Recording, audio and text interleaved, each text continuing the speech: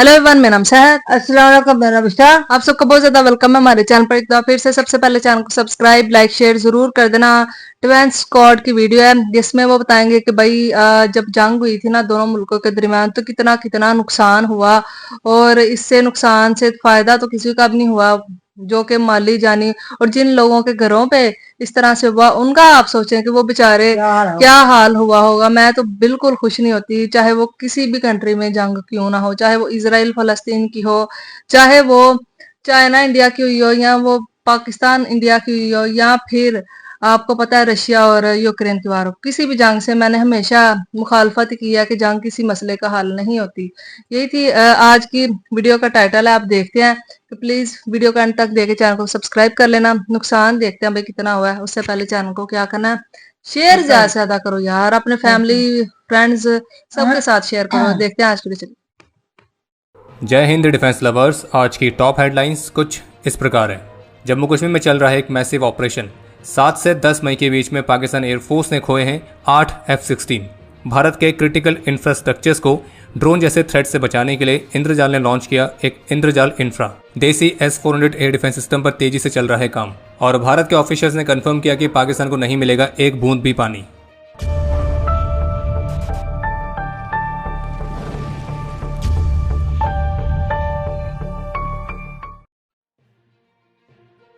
आज सुबह जम्मू कश्मीर के किश्तवाड़ में जम्मू कश्मीर पुलिस के साथ मिलकर भारतीय सेना ने एक जॉइंट ऑपरेशन लॉन्च किया था, और ऐसी रिपोर्ट्स थी कि करीब 3 से 4 आतंकी इसमें ट्रैप हुए हैं। और जबकि उन आतंकियों के साथ कांटेक्ट भी स्टैब्लिश हुआ, और फिर इस दौरान जो गन फाइट हुई थी, तो हमें बेहद ही दुख के साथ आपको ये बताना पड़ रहा है कि इस ऑपरेशन के दौरान हमारे एक वीर जवान ने अपना सर्वोच्च बलिदान दिया है। और अभी जिस समय हमें वीडियो रिकॉर्ड कर रहे हैं तो ये ऑपरेशन अभी भी जारी है। और बाकी मीडिया रिपोर्ट्स के मुताबिक यहाँ पे सुअरों के संगठन जैश के ही सुअर ट्रैप हुए हैं, और अब उम्मीद करेंगे कि जल्द ही उनको होरीफाइड किया जाएगा। बाकी इस ऑपरेशन के दौरान हमारे जिस वीर योद्धा ने अपना सर्वोच्च बलिदान दिया है, ये देश इनके सर्वोच्च बलिदान के लिए सदा इनका ऋणी रहेगा। इसके अलावा नॉर्थ सिक्किम से भी एक दुखद खबर सामने आई है, जहाँ के हाई ऑल्टीट्यूड एरिया में ऑपरेशनल पेट्रोलिंग के दौरान हमारी आर्मी के एक young officer lieutenant Shashank Tiwari ने अपने एक फेलो सोल्जर को रेस्क्यू करते हुए अपना सर्वोच्च बलिदान दिया है। हम ईश्वर से प्रार्थना करते हैं कि हमारे इस वीर की आत्मा को शांति मिले। बाकी आज गुरुवार को भारतीय विदेश मंत्रालय के प्रवक्ता ने टर्की और चीन के लिए एक कड़ा संदेश देते हुए इस बात की उम्मीद जताई है कि वे क्रॉस बॉर्डर टेररिज्म में पाकिस्तान को सपोर्ट करना बंद करेंगे और उनके टेररिस्ट इकोसिस्टम के खिलाफ एक्शंस लेंगे। वहीं इसके अलावा भी हाल ही में एक डच आउटलेट के साथ बातचीत में भारतीय विदेश मंत्री डॉक्टर एस जयशंकर ने फिर से कन्फर्म किया है कि ऑपरेशन सिंदूर लगातार जारी है। अगर पाकिस्तान दोबारा से भारत में कहीं भी किसी भी तरह का आतंकी हमला करता है तो भारत भी जवाबी कार्रवाई में पाकिस्तान से ऑपरेट होने वाले आतंकियों को हिट करेगा, और हम उन्हें हर उस जगह पर हिट करेंगे जहां पर वो हैं। और इसी इंटरव्यू के दौरान भारत और पाकिस्तान के बीच सीज फायर की म्यूचुअल अंडरस्टैंडिंग वाले मामले पर उन्होंने अमेरिका या किसी भी थर्ड पार्टी की किसी भी भूमिका से इनकार किया है, और उनका स्पष्ट रूप से कहना है कि भारत और पाकिस्तान के सीज फायर के बीच किसी भी थर्ड पार्टी का कोई हस्तक्षेप नहीं है। बाकी इसी तरह से आज बीकानेर में एक पब्लिक मीटिंग को संबोधित करते हुए भारतीय प्रधानमंत्री श्री नरेंद्र मोदी की तरफ से भी स्पष्ट रूप से कहा गया कि पाकिस्तान को हमारे नदियों से एक बूंद पानी भी नहीं मिलेगा, जिन पर पूरी तरह से भारत का अधिकार है, और इस पर पाकिस्तान के साथ बातचीत करने का भी कोई स्कोप नहीं है। और अब से पाकिस्तान को हर एक आतंकी हमले के लिए भारी कीमत चुकानी पड़ेगी, और ये कीमत पाकिस्तान की आर्मी चुकाएगी, पाकिस्तान की इकोनॉमी चुकाएगी। और इसके साथ ही उन्होंने ये भी बताया कि कैसे ऑपरेशन सिंदूर के दौरान भारत की आर्म्ड फोर्सेस को फ्री हैंड दिए जाने के बाद हमारी फोर्सेस ने पाकिस्तान को घुटने टेकने पर मजबूर कर दिया था। और 22 अप्रैल का जो कायरतापूर्ण पहलगाम वाला आतंकी हमला था, तो उसके जवाब में हमने 22 मिनट के अंदर पाकिस्तान के आतंकी कैंपों को तबाह किया। पहले हमने उनके घर पर घुस के मारा था, और अब हमने उनकी छाती पर वार किए, और अब से ये भारत की नई पॉलिसी भी है। और ऑपरेशन सिंदूर के दौरान पाकिस्तान के कुछ मेजर बेसिस जैसे कि रहीम यार खान एयरबेस, तो वो तो अब ICU में। और भारतीय प्रधानमंत्री का ये भी कहना था कि पाकिस्तान भारत के साथ कभी भी सीधी लड़ाई में नहीं जीत सकता है, इसी वजह से वो भारत के खिलाफ हथियार के तौर पर आतंकवाद का इस्तेमाल करता है। एक तरफ जहां पाकिस्तान और चीन के प्रोपेगेंडा में फंसकर हमारे देश में कुछ लोग हैं जो कि इसी बात को लेकर प्रश्न उठा रहे हैं कि भारत के कितने रफाल पाकिस्तान ने गिराए हैं, जबकि एक्चुअल में रफाल को शॉर्ट करने का दावा केवल पाकिस्तान ने किया है, और उन दावों को साबित करने के लिए अभी तक कोई भी स्ट्रॉन्ग एविडेंस कहीं से भी देखने को नहीं मिला है। जबकि प्रश्न तो ये होना चाहिए कि भारत ने पाकिस्तान के कितने गिराए हैं, क्योंकि जिस तरह के प्रिसिशन के साथ भारत ने जबरदस्त जवाबी कार्रवाई करी थी, तो निश्चित रूप से उसमें पाकिस्तान को एक बहुत बड़ा नुकसान हुआ है।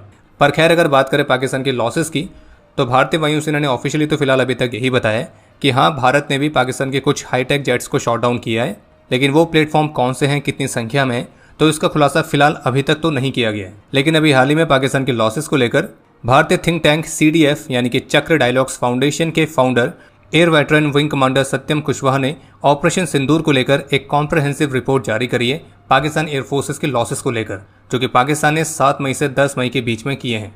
और इस डेटा को तैयार करने के लिए real time intelligence, surveillance, reconnaissance validations, cross verified media reportings, classified budgetary tenders और कुछ बेहद ही क्रेडिबल सोर्सेस लिए गए हैं। और electronic intelligence, satellite imagery, ISR data streams, तो इन सभी के माध्यम से इन सभी को वेरीफाई करने के बाद पाकिस्तान के जो एयर लॉसेस हैं उनमें 4 F-16 block 52D fighter jets, 2 Mirage 3 fighter jets, एक Ilyushin Il-78 refuelling tanker, 2 CM-400 AKG missiles, 2 Shaheen missiles और 6 बैरक्टर TB2 UCAVs शामिल हैं।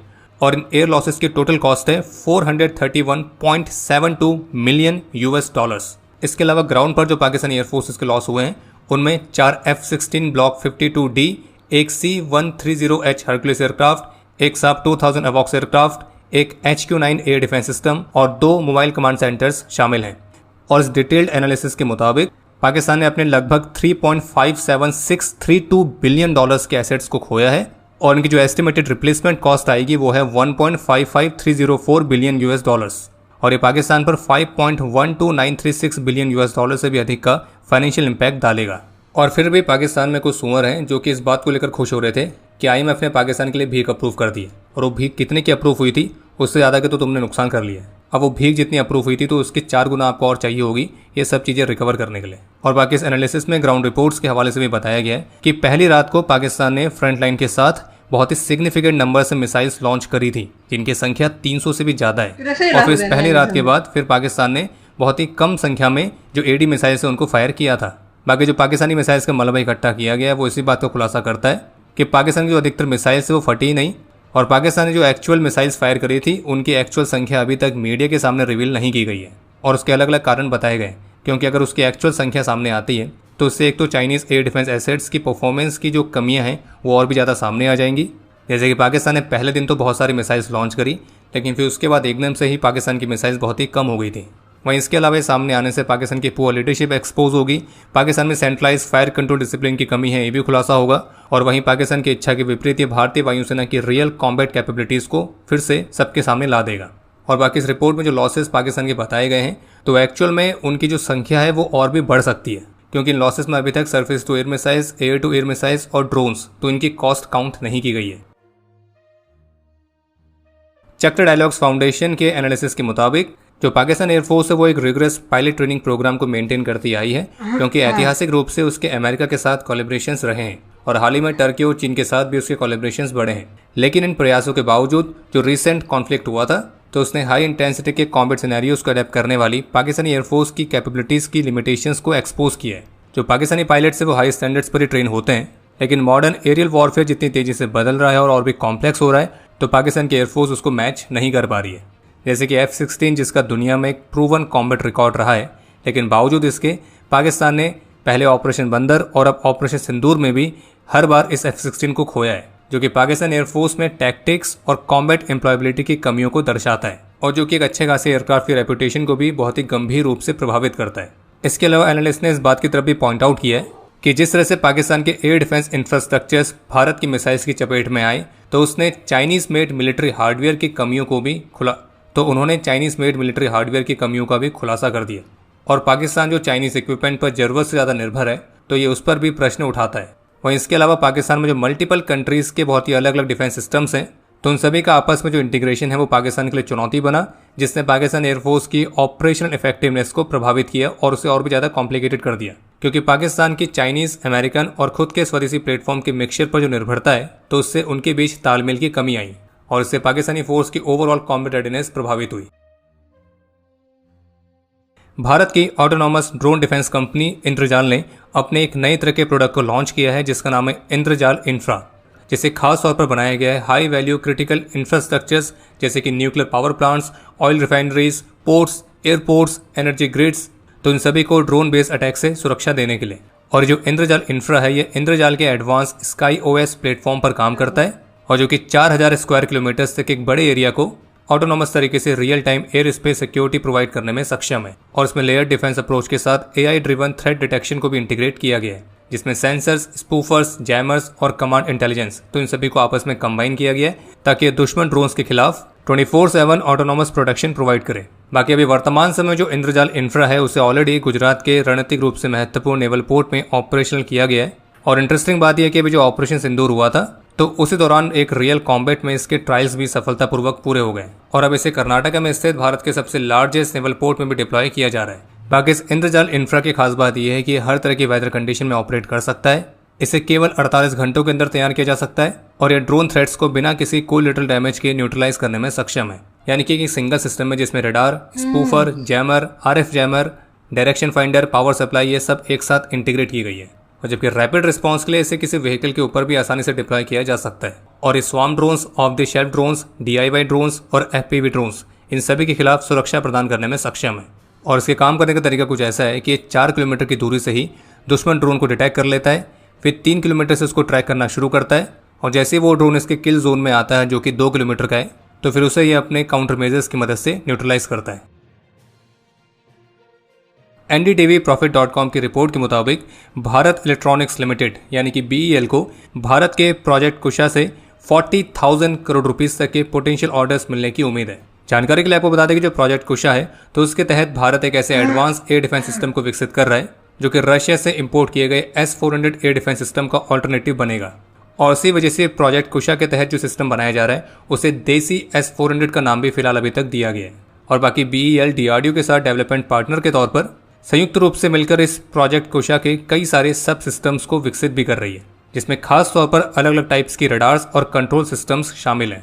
हालांकि इस प्रोग्राम के लिए सिस्टम इंटीग्रेटर कौन रहेगा तो उसके निर्णय का भी BEL को इंतजार है, लेकिन अगर वे निर्णय लेते हैं कि इसमें 2 सिस्टम इंटीग्रेटर्स रहेंगे तो उनमें से एक डेफिनेटली BEL होने वाली है। और अगर BEL इसके लिए सिस्टम इंटीग्रेटर बनती है तो उनको कम से कम 40,000 करोड़ रुपीस के ऑर्डर्स मिलेंगे। और जबकि BEL को QRSAM यानी कि quick reaction surface to air missile systems के लिए 30,000 करोड़ रुपीस तक के ऑर्डर्स मिलने की भी पूरी उम्मीद है और इस कॉन्ट्रैक्ट को फाइनलाइज करने के लिए कंपनी ऑलरेडी काम कर रही है। वहीं इसके अलावा एक और अपडेट है कि अगले सप्ताह भारत के national security adviser Shri Ajit Doval Russia की विजिट पर जा सकते हैं और इस विजिट के दौरान NSA अजीत डोभाल बाकी के बचे हुए 2 S-400 एयर डिफेंस सिस्टम्स की डिलीवरी को और भी तेज करने के लिए जोर दे सकते हैं।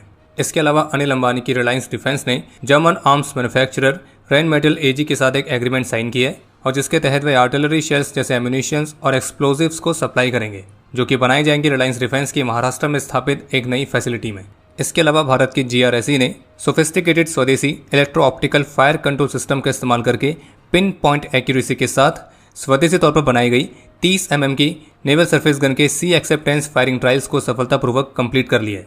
और ये जो ट्रायल्स हैं GRSE द्वारा ही बनाई गई एक anti submarine warfare shallow watercraft पर कंडक्ट किए गए थे और इस नेवल सरफेस गन को GRSE, BHSEL और इसराइल के एल्बिट सिस्टम्स की पार्टनरशिप के तहत स्वदेशी तौर पर भारत में बनाया गया है जिसमें 60% से अधिक का स्वदेशी कंटेंट है।